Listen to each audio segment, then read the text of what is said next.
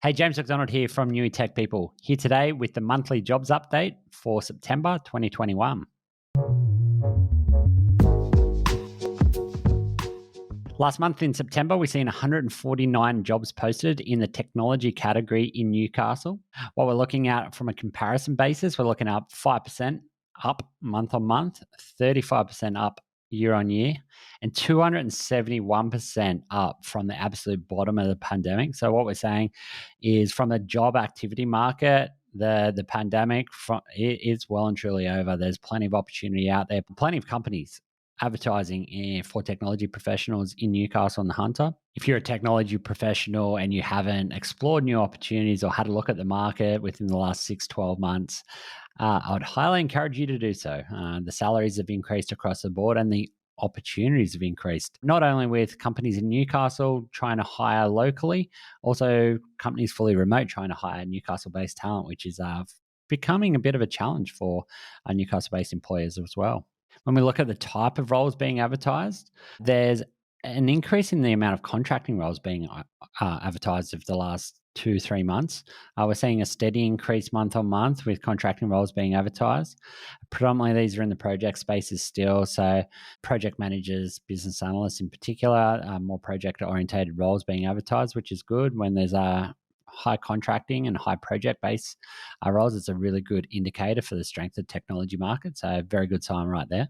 So when we're looking at the overall stats, so it's a really buoyant market at the moment. There are a lot of companies advertising for technology professionals to join the companies. The most interesting part will be to watch over the next coming months is with the restrictions easing and companies returning to work, what that looks like for technology professionals.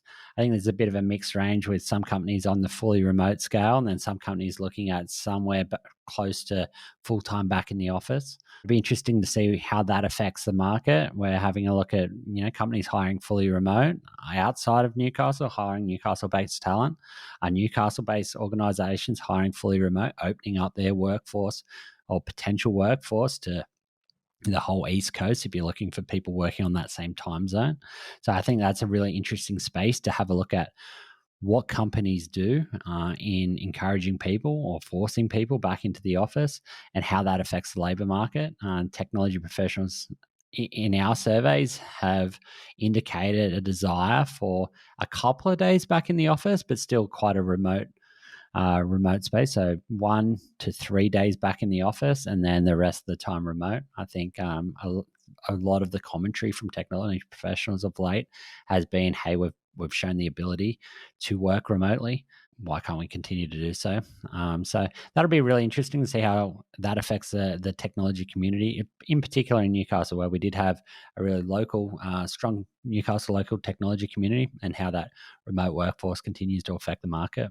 The other factor to look at is the time of year, where we're currently in October. I would say traditionally late November, December is where the job market tends to quieten down a little bit. We're seeing no signs of that at the moment.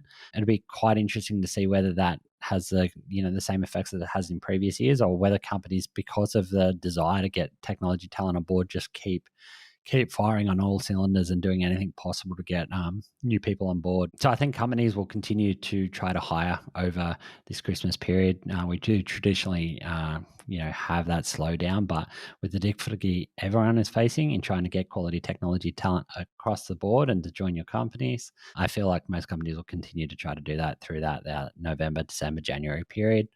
We always see an uptick in February, but I think it'll continue right the way through.